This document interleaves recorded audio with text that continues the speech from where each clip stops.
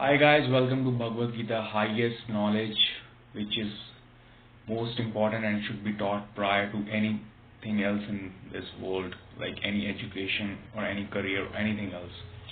So let's continue. When the human mind suffers from inferiority complex, then the human mind considers itself inferior.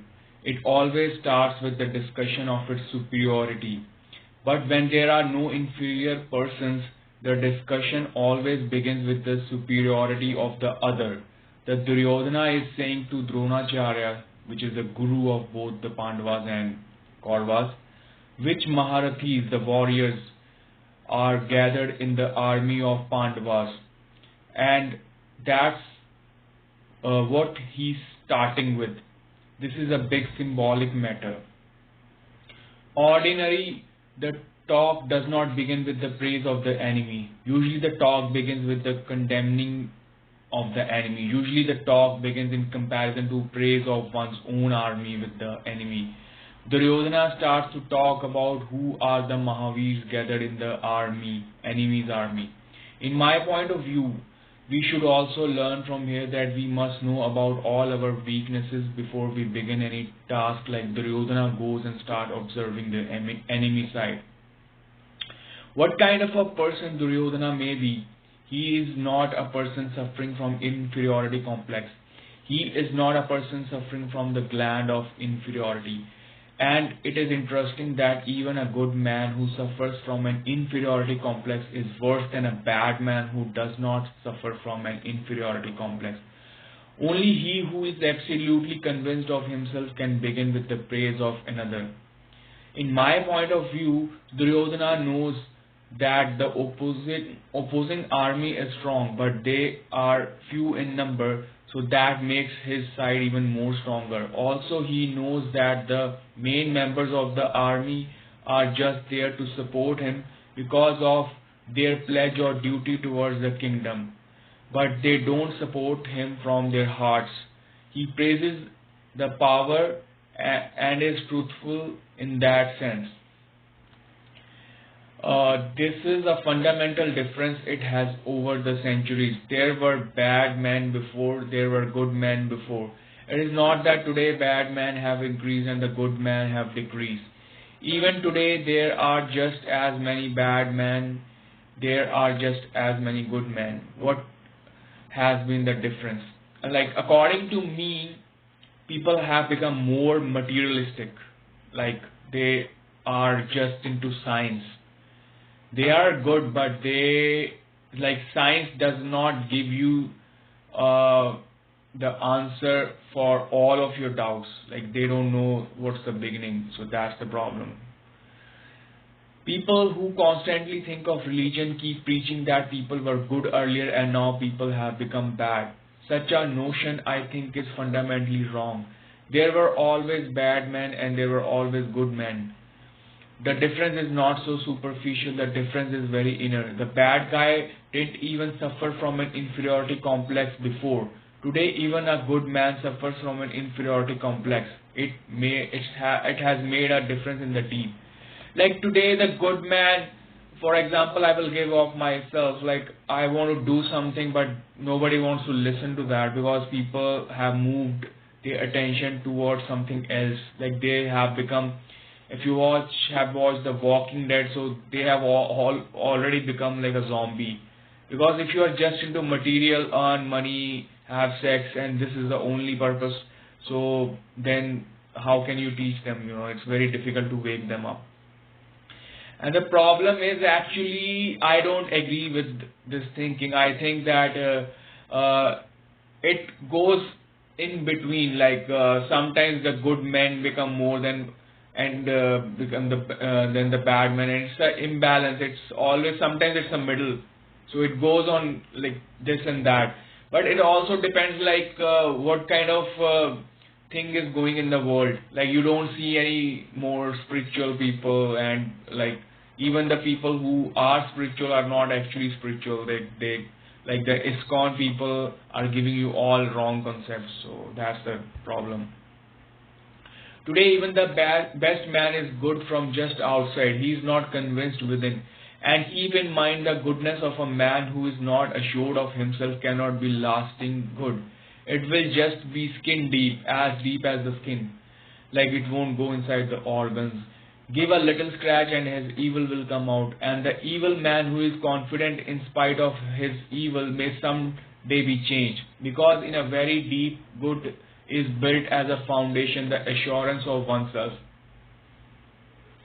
I consider it important that a bad man like Duryodhana is starting the discussion in a very auspicious manner. He is mentioning the qualities of the opponents first, then referring to the masters of his army behind. You, Bhisham Pitama, Karna, the formidable Kripacharya in battle, Ashwathama, Vikarna, and Somdat's son, Bhuri, Shrava, Vangid, Bhavadatta, Kritvarma, and many other brave men have decided to make me win, even by giving their lives, as said by Duryodhana. All these peoples are armed with various weapons and skilled in all kinds of warfare.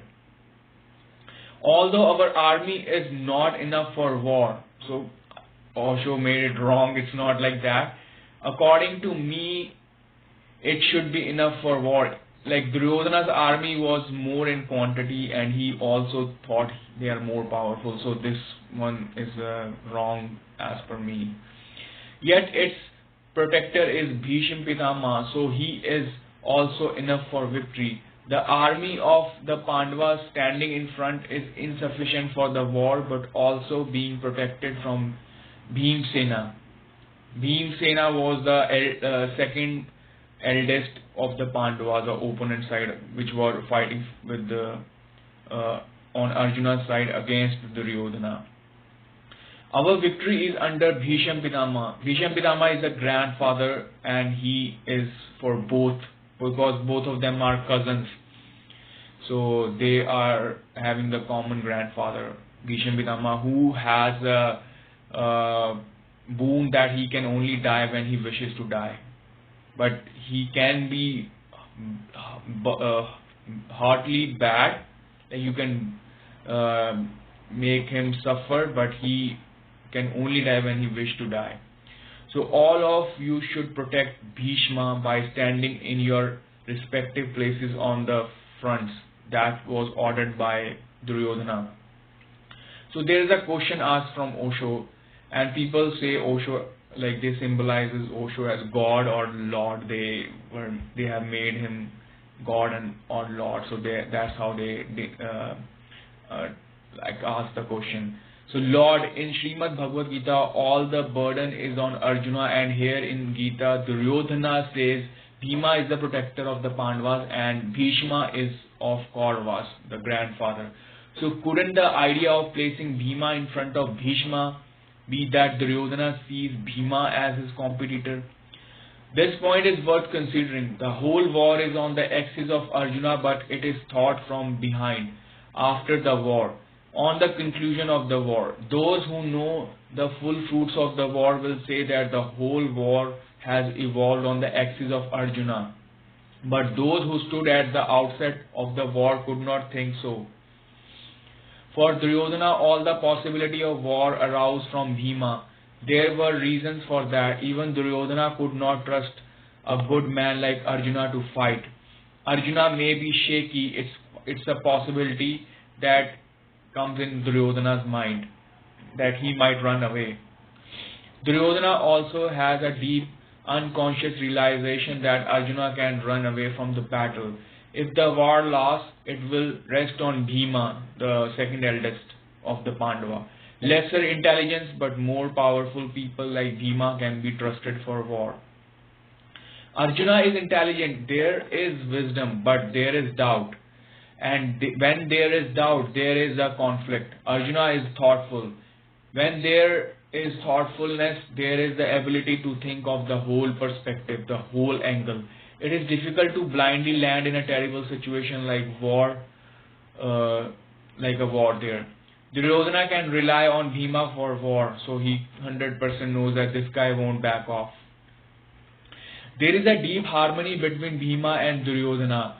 Bhima and Duryodhana are people of the same nature, very deep down, of same thinking, of the same way. So if Duryodhana saw that Bhima was the center on the other side, then it did not look wrong. He saw it right.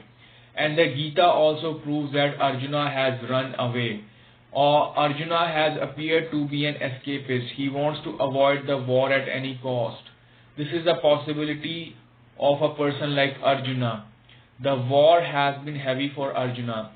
Going to war has been possible only by transforming himself for Arjuna.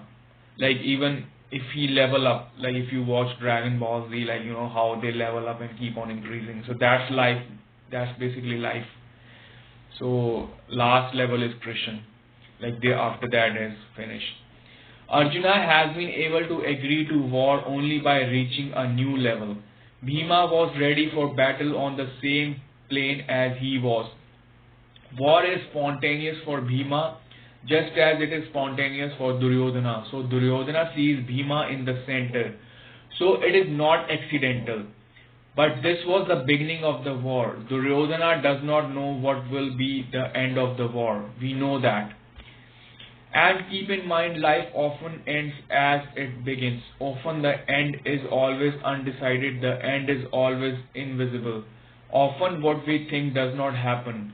Often what we take for granted is not what we believe. Life is an unknown journey.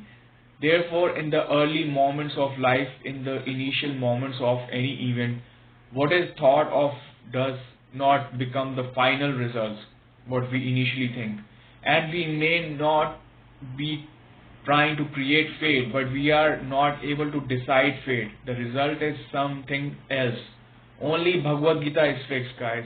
It's up to the point. Rest everything is changeable. Like you are allowed to do whatever you want to do, like infinite time, but later in your life you gonna regret like you wasted a lot of time doing nothing useful. Duryodhana thought that Bhima would remain at the center, and if Bhima had stayed at the center, perhaps Duryodhana, who says that we will be able to be victorious, could have happened. But Duryodhana's vision did not prove correct, and the contingency principle came down in between. Contingency, I will explain, meaning there is one size fits all solution to all the problems. Instead, the optimal course of action is dependent on the internal and external situation. The theory recognizes that different situations call for different way of handling problems. Contingency theory also suggests that effectiveness of leadership is dependent on the characteristics of the situation. A person can be highly effective leader in one situation, but they might be such less effective in other situation. So there is always a possibility. That's also a way of thinking. Krishna did not care that if Arjuna starts running away, Krishna can get him engaged in the war. Not all of us care. When we walk in life, we never think that something will happen in the middle even from an unknown God. Whatever we calculate is visual. We don't even think that the invisible will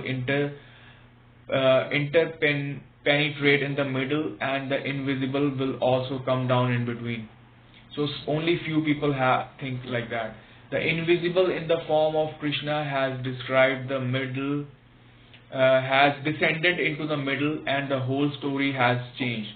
What would have happened didn't happen, and what seemed unlikely to happen has happened. And when the unknown descends, it cannot be predicted.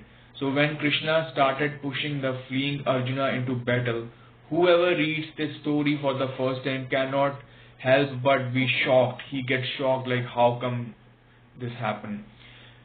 So there is a people reading Bhagavad-Gita, so they have a different thinking about Bhagavad-Gita, like they are not convinced, like how can Krishna saying to Arjuna like come do the war. They think Arjuna is right, like he wants to escape the war, but it's a very deep concept. Like, so if you have the curiosity, you should go through it, even if you think it's wrong, but still go as a entertaining fictional story. Like you will be entertained for sure, but maybe you can get the answer as well. So consider this like that. So in the next video, I will give the examples of some people who had different opinions about Bhagavad Gita. Thank you guys.